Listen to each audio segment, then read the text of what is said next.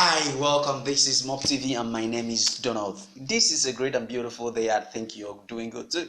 And it's still on the national issues and the challenges facing our country, and things are just bubbling by the day and getting worse, and things are getting out of hand, and things are getting so unbearable in the sense that, okay, starting from this perspective, it is about the killings in Nigeria. Nobody or everybody's speaking and nobody's actually listening. It is the sole responsibility of the Mr. President, President Muhammad Buhari, to do the needful and bring this peace that everybody will enjoy. There's been ongoing rancor, ruga and no ruga. Give us land for grazing and give us land for pig farming. Give us land for grazing and give us land for motor pass business.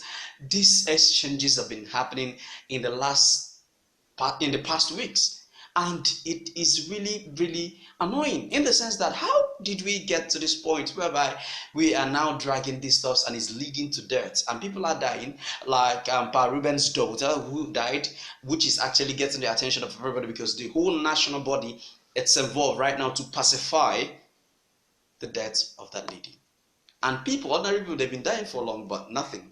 But Pa Ruben's daughter, because that's a prominent man, thank God for the attention that he's gotten, but may her soul rest in peace. I'm not celebrating her death, no, but at least we are a step ahead. But do we have to wait for the children of our prominent people to die before we get ahead? Do we have to wait for important dignities to die in this country before we get ahead? It is so sad. We don't even need to be in this page right now or on this page right now. We should have passed this page in this country. It's so annoying. But what can we do? Hope. Be optimistic that the better days are to come. It's about the former president of Nigeria, that's ex-President Olusegun Obasanjo, who happens to write an open letter to Mr. President, and it is majorly on national issues. He took his time to actually address national issues. The past president went on to say that it is quite unfortunate that any form of criminality in Nigeria is ascribed to the Fulani extraction, that anything that happens, death, criminality, they will now think that they are responsible for that. He said it is not totally true that they are actually responsible for every form of criminality, but it is quite unfortunate that the elites of the Fulani now position their body in a store. They are the ones in support and sponsoring this. And to crown it all, that the president of Nigeria happens to be an elite of the Fulani, and also the pioneer or the chief sailor of the Nigerian ship.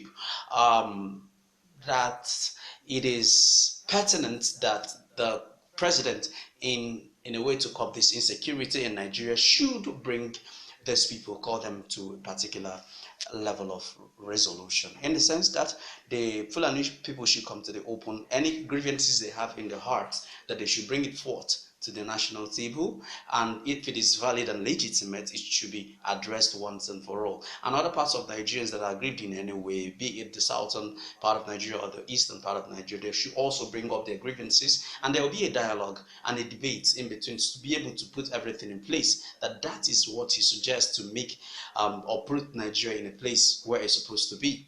Boom! May Allah release a demand.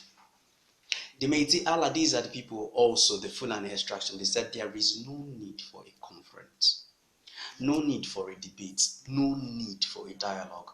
That the new government has just stepped in, that is the second term of Mr. President has just set in, and that also that the new House of Assembly has just got inaugurated, so that anybody who is calling for a conference is actually looking for something else, that they are not ready to come for a conference.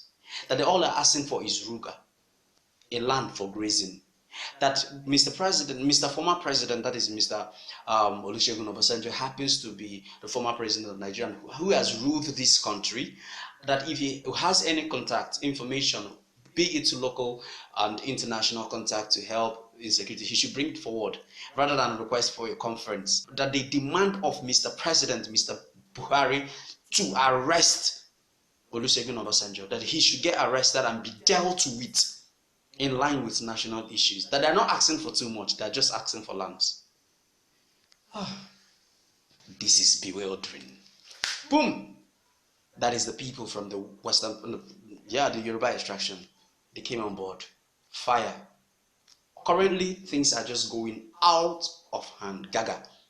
FFK came on board and said that is rubbish, it's around nonsense, it's total bull crap, that you don't dare say it, that you do not even have to think it in your heart before uttering such statement. How dare you, for a man who has given a national contribution and advice?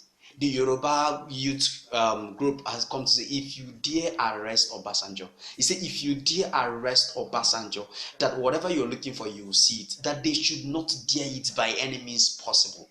They should not even try it. That if they try it, that they will receive it hot. Which has led the northern elder writing to the whole Fulani, wherever they are, say come back home, especially from the southern part of Nigeria. They should come home because their safety is not guaranteed. That the utterances of FFK and Gani Adams, that the utterances are so heavy, but that they should come home, that he is giving them a time, a week or so, to come back to their different states in the north, so that their life will be preserved, that their life is most important first of all. So from there, but Nigeria should bear it in mind and should be ready for the consequences that comes afterwards for people that are not allowed peaceful coexistence. I don't know what you think, but I just think that this thing is nothing. We have existed together for decades. Many years we've lived together as one country. But just because somebody thinks he wants more or wants less or being cheated or whatever, why can't we come to a table? Hope we say we are three major tribes: Hausa, Igbo, Yoruba. We go by the name, we are brothers, right? Why can't we, if we are brothers, why can't we sit down on one table and iron things out? There must be a peaceful resolution to this. There must be. We can't just be losing people by the day. We're just beating the drum for it. Doesn't make sense. Whatever you think about this, please put down on the comment section below. My name is Donald and this is Mobtv. Do not change the channel. Do not go nowhere. Your comments actually counts. If you're not subscribed to the channel, please subscribe to the channel and hit the notification bell so that when we post a video, you'll be the first to get notification. Do not go nowhere. We love you. Bye for now.